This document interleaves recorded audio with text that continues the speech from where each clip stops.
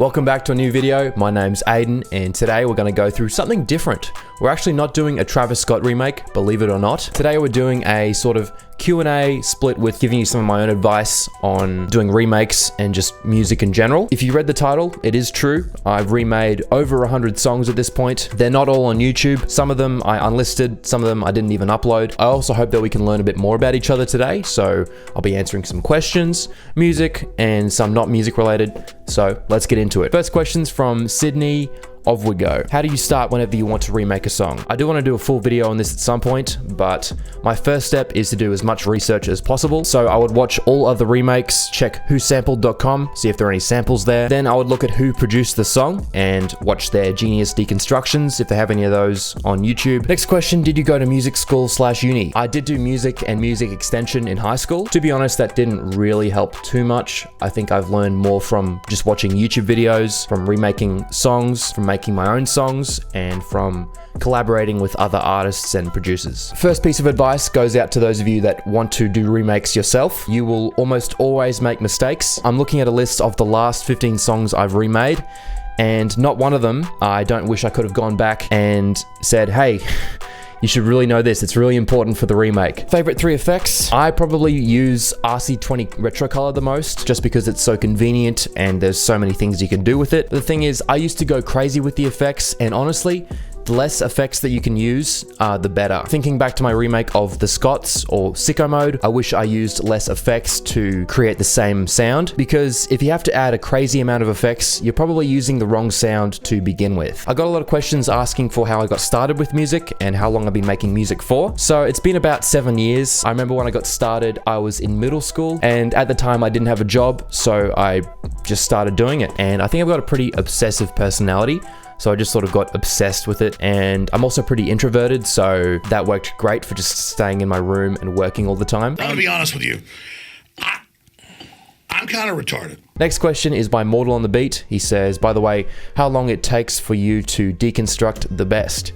Oh, thank you very much. When I first started, it would take a few hours, and I was very focused on remaking something as fast as possible. So when a new album or a new single came out, I would jump on that straight away and try and get that instrumental version out to YouTube as fast as possible. My fastest was when DaBaby dropped his latest album, Blame It On Baby. That came out at 12 AM Eastern Standard Time, which is like 3 PM in Australia. So I was remaking the album until 11 PM. And in that time, I remade 4 of his songs. So that's 8 hours, 4 songs. That was my fastest point of remaking.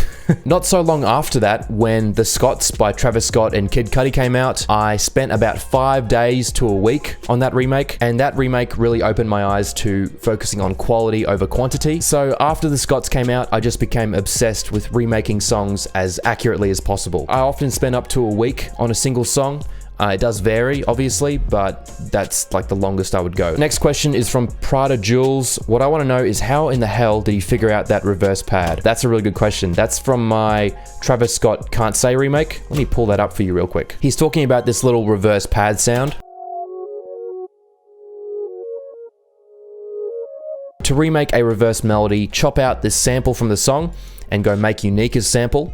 So that means that when you reverse this sample, it's only these 4 bars that are getting reversed and not the entire song. So if you hear a part of the song that you think is in reverse, the trick is to reverse the original audio. Then it becomes very obvious. So you just remake the reversed sample and it sounds like this.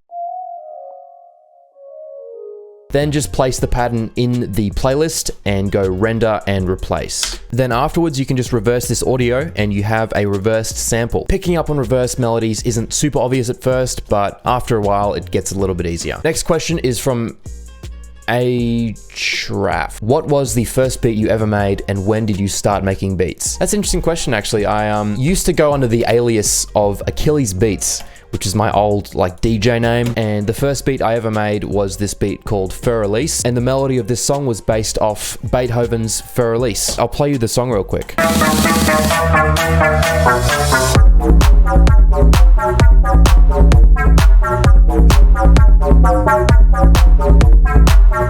Sick. Next question is from Skunt McGravy. Love the vids, well put together, no filler or drawn out intro, just pure skill all the way through. Thank you very much. Question for the AMA.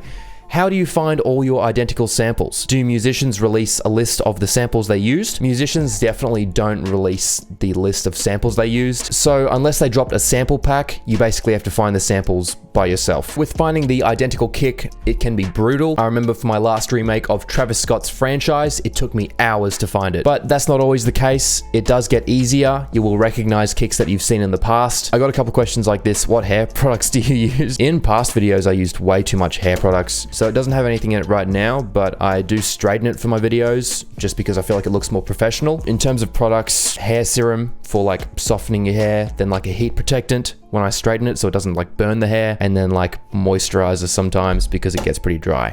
Moving along, next question's from Dydroyan. Oh damn, I didn't know you live in Brizzy. For the AMA, which school did you go to? I went to a school in the Redlands, but like 90% of my audience is American and don't care, so let's move on. Next question from D1 Beats. What are your favorite plugins and what is your audio interface? My favorite guitar plugin is the Ample Guitar SH, and that sounds like this with a few effects on it.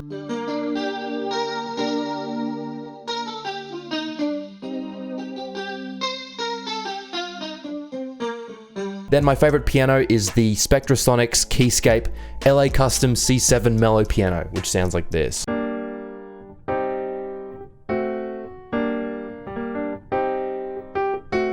Omnisphere is also cool for like atmospheric sounds, then Sakura is cool, Native Instruments is cool. Audio interface is the Focusrite Scarlett 2i2. My next point is don't make music every day and then go ahead and listen to music when you're not making music, because your ears will get very tired of it and you'll become desensitized to music and you won't know what sounds good and what doesn't sound good, which is a serious problem which has afflicted many people, including myself. Listen to a podcast, maybe watch my videos, just do something else from listening to music all the time. Next question's from Mayday Heat.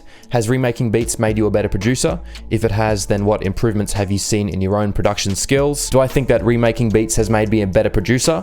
Yes. There are two places where you'll find a lot of improvement for remaking songs. First place is in the remake itself. It will force you to watch more YouTube videos, get more plugins, and just learn how other producers will structure their own beats. The second part is if you upload it to YouTube, you'll get a lot of comments, some of them critical. That's going to show you a clear path as to where you need to go to improve your own music. That actually brings me to my next point, which is try to be chill with negative and critical comments, because even if they are a little bit harsh, it will show you where you need to go. So if anything, you should be thanking them for pointing out the flaws, because if you take on their advice, all you're doing is becoming a better producer yourself. Next question is from Ralph St. Liga. Have any of the artists or producers reached out to you about your remakes? Yes. I don't want to say the names, but it's always really funny and kind of surreal getting a message from someone whose song you just remade. And some of them are really funny. No one's been like, how dare you? Next question is from Prod Freak. I made a reprod of Can't Say 2. Thoughts?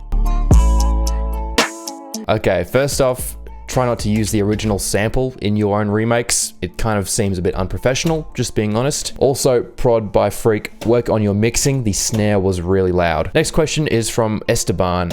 Yo, remake The Plan. It's also a Travis Scott song.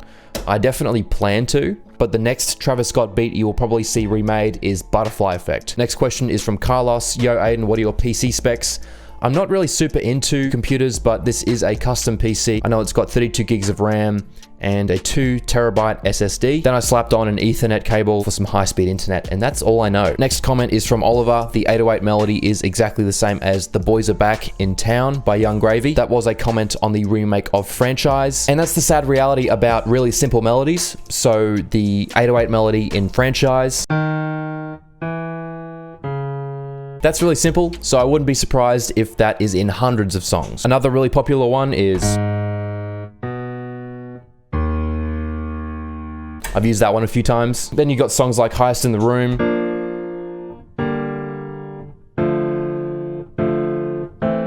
And you'll hear that bass line all the time as well. Moving along, we have some comments about the skincare routine. Just moisturize before bed. I follow a pretty low carb diet and drink lots of water. There you go. Then we have some inappropriate comments about me liking waveforms, which I do not appreciate. Next comment, Walsey. My man Aiden is getting so much better at YouTube recently. I love the high energy, man. Thank you so much. That was a comment on Franchise. Not really a question. Yeah, you have good and bad days in front of the camera. Franchise was a good day. Today's a pretty good day. Then we have some questions from Discord. I'll leave a link to the server in the description below if you want to check that out. From Death Angel, how do you find the identical kick for a song? I can't find any after searching for 3 to 4 hours, but you seem to find them easy. It is not easy at all. That's the thing, it can take hours, and sometimes you don't find it, which is a sad, sad day. Next question from Rose is Epic. Did you release other types of music than beats? If so, can we hear something? Okay. Check out this song, actually. That's a really good question. This is the most recent EDM song I made. I do want to make more EDM, especially when quarantine ends. I might even do some EDM remakes. Let me know what you want to see.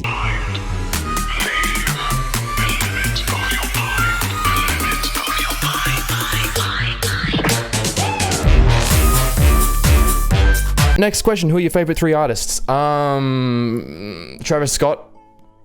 Next question, is YouTube your main source of income, or are you also signed to a label as well? No, I'm not. Moving along. Aiden, mate, why don't you check your Instagram DMs? I'm sorry, I'm trying. Next question from Good Boy. How long did it take you to develop your ear for use in remakes? About 100 songs. So if you're looking at getting into doing remakes, practice makes perfect.